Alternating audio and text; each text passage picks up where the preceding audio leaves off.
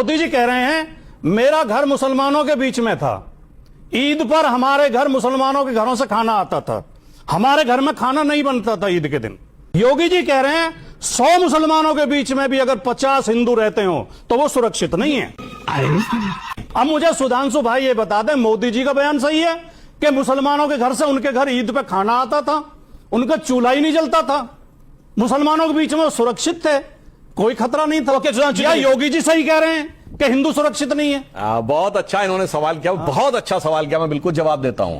बोल। जब मोदी जी बच्चे थे तो तब तक मुसलमानों को इतना सर पे नहीं चढ़ाया था। ओहो, वो तब तक नहीं था। बात भूल गए, जब देश आजाद भी नहीं था, आजादी 2014 में मिली है। यस 2014 से पहले भारत आजाद हुआ, ये नहीं सच है कि 2014 में आजादी की अनुभूति 2014 में। तेरा तो गेम बजाना पड़ेगा। सुधांशु जी ने कहा कि 2014 में आजादी का एहसास हुआ, क्यों हुआ उसका कारण खोजिए। हमको नहीं पता। जब देश की आजादी की लड़ाई चल रही थी, इनकी पार्टी का नाम है भारतीय जनता पार्टी, हिंदू महासभा और आरएसएस से इनकी पार्टी का जन्म हुआ है। जब देश की आजादी की लड़ाई चल रही थी तो हिंदू महासभा और आरएसएस अंग्रेजों के साथ थी। क्या बात कर रहे हैं? आजादी की लड़ाई में शामिल नहीं थी, इसलिए जब देश आजाद हुआ तो देश की जनता ने इन्हें नकार दिया। ये तो धोती खोल रहा है।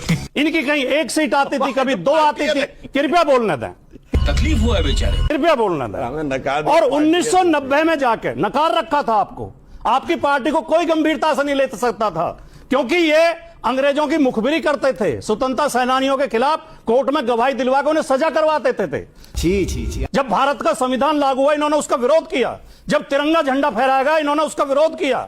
आरएसएस के मुख्यालय पर 2002 तक तिरंगा झंडा नहीं फहराया गया।